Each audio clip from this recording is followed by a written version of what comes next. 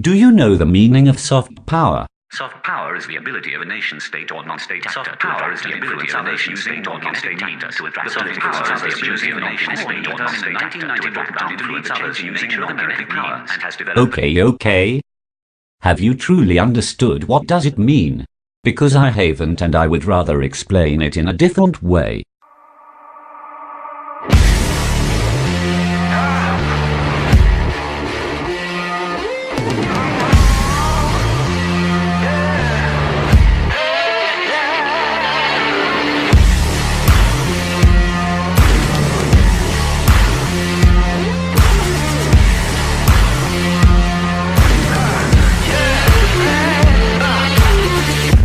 So, the basic concept of power is the ability to influence others to get them to do what you want. There are three major ways to do that. One is to threaten them with sticks. Second is to pay them with carrots. Third is to attract them or co-opt them so that they want what you want. If you can get others to be attracted to want what you want, it costs you much less in carrots and sticks. The guy who said that is Joseph Nick, the one I told you before. So, if that is the meaning of power, what is soft power? Well, while this is hard power,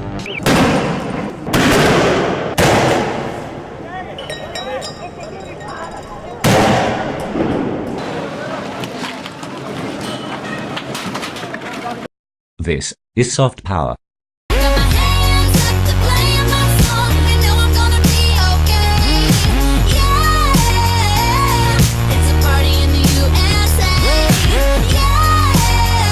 Do you get the difference? While the hard power consists in using force by coercion and threats, sticks and carrots, the soft power, on the other hand, uses the ability of attraction and persuasion to gain followers and supporters.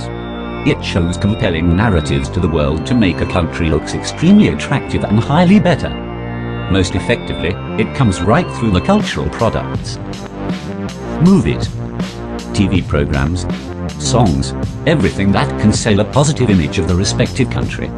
However, above all, soft power is what you are feeling right now. Probably something called your attention right in the moment this documentary started. It was not the movies that we showed, not even the concept of soft power. Oh please. Only a simple detail. It is in English. You probably got more interested because it's spoken in a foreign language. However, would it have the same effect if it was in Français, Italiano, Espagnol, Deutsch, Svenska, 中国话吗？ Português? Probably. The interest, yes, for being different, but the effect certainly is not the same. Let me show you. How would it be, Titanic, in Spanish? En fin, yo me caí a causa del hielo delgado. Y créeme, que agua tan fría como la de ahí golpea como 5,000 cuchillos hiriéndonos por todo el cuerpo. No puede respirar, no puede pensar. No en algo que no sea el dolor, por lo menos. And I'm telling you, water that cold, like right down there, it hits you like 1,000 knives stabbing you all over your body. You can't breathe, you can't think. At least not about anything but the pain. Probably you're thinking, oh, that is dub. Of course it's gonna sound weird. Okay then. And what about this Spanish movie? Is it the dubbing so uncomfortable to our ears?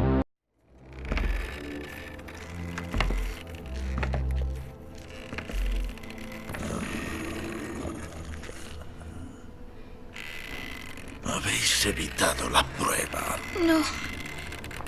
Mi madre está enferma. No es excusa para la negligencia. Mira, esta es una mandrágora, una planta que soñaba con ser humana. Colocadla debajo de la cama de vuestra madre, en un cuenco con leche fresca. Cada mañana, dadle de beber.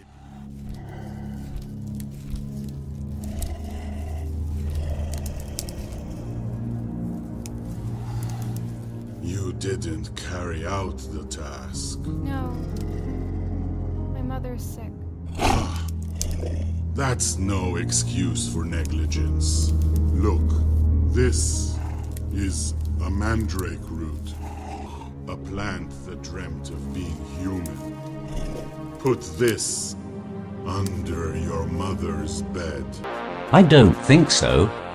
It can be a little odd, but far more acceptable than the dubbing of American movies in other languages. Why is that? Why have we educated our listening to English so well, and why do we reject so easily the other languages? I believe we all know why. All of those old dances as always. The American hegemony. English is the global language. American way of life. Globalization. Jesus, everything is the fault of globalization. Okay.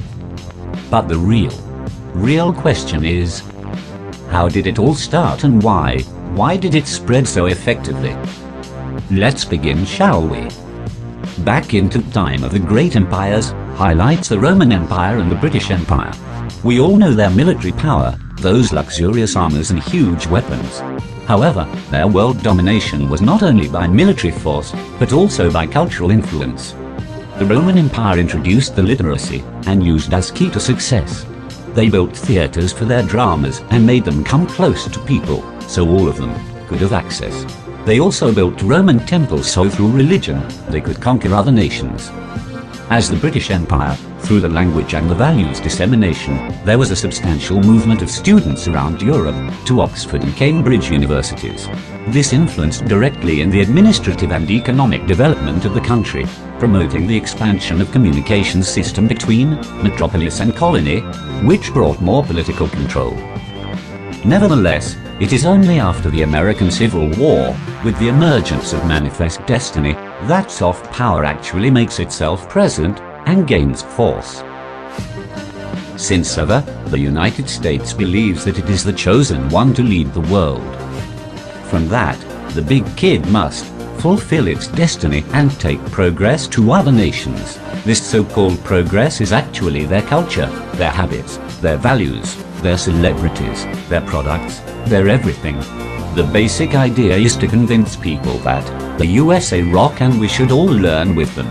How would they do that? Well, a very smart guy called Franklin Roosevelt knew how. According to the classical North American political mind, we can observe two manners. First, satisfy North American citizens' conscience through the decisions. Second, the political decisions must look morally positive to all the nations. Geniusly, Franklin Roosevelt established the good neighbor policy, which was considered the spreading mark of the American way of life in Latin America. In a few words, the policy's main principle was the non-intervention and non-interference in domestic affairs of Latin America. USA would also engage in reciprocal exchanges with its countries. Oh, how beautiful, isn't it? They are helping their neighbors to develop. That's such a nice thing, right? Well, not really. This policy was a very effective soft power, because USA raised a flag of brotherhood. They said we must unite America's forces, while what it truly meant was the desire for Latin doors. Standing against Nazi fascism domination in South America, they were not feeling sorry for the people.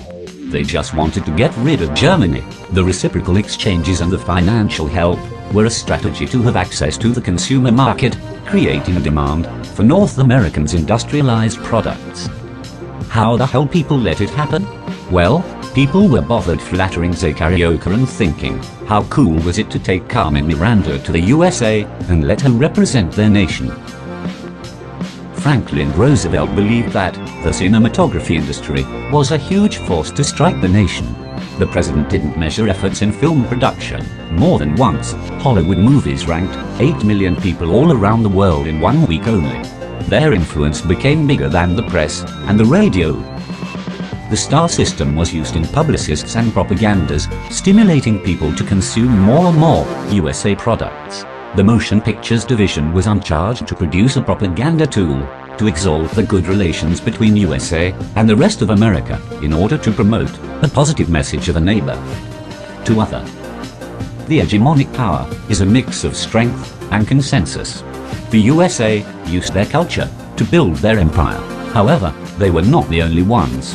Actually, all the countries exercised soft power somehow. To measure that, a methodology was created by the University of USC. Do you remember that guy I mentioned before? Joseph Nye, the creator of the concept, soft power. Well, it's important to highlight the three pillars of his theory. 1. Political values. 2.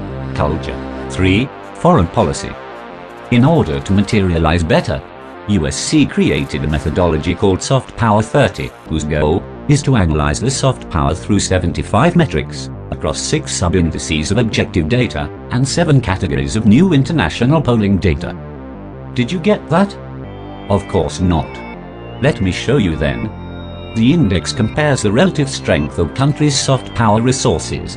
There, you can find the general ranking of them, and even choose which category you want to get to know better. Let's grab culture, for example. Here, we can see that the United States is leading the world ranking. Now, let's choose another one. Digital.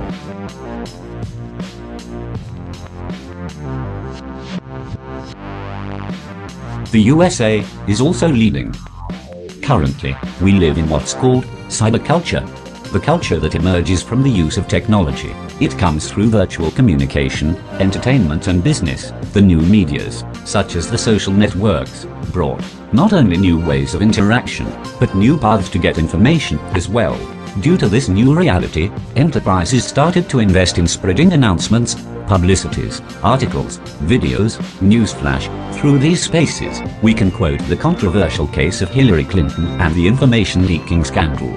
During USA 2016 elections, when Hillary Clinton was accused of sending emails containing top-secret information, Donald Trump, who was her adversary, took advantage of the situation and made people believe she wouldn't be a good president if she can't even protect top-secret info with herself.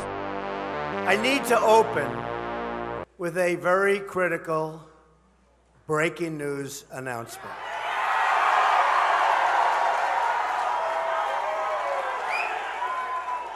The FBI has just sent a letter to Congress informing them that they have discovered new emails pertaining to the former Secretary of State Hillary Clinton's investigation.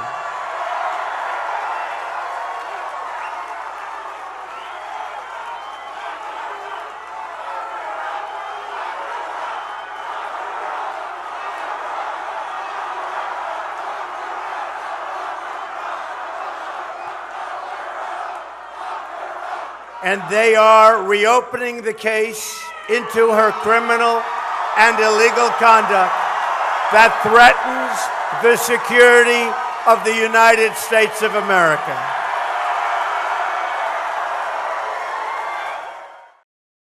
By the end of the elections, Donald Trump suddenly conquered the trust of the voters. Whether it was fake or not, some people say that Donald Trump used Hillary Clinton's investigation to win the elections. Trump's attitude reveals a soft power, because he took chance in a reopened case, twisted the situation, and made people believe Hillary was unqualified. He manipulated the public opinion, made them believe in his convictions, to get what he wanted. It's important to highlight, the USA can be at first position in soft power most relevant categories. However, when it comes to general, the United Kingdom leads, followed by France and Germany in third. Why is that? Mostly because of polling, government, and engagement. Talking about Brazil, their soap opera industry rules the world. They are extremely recognized, known and loved all around. Moreover, they have a huge impact on Portugal, mostly among the teens who started to talk and act like Brazilians, using their slangs, and copying their lifestyle.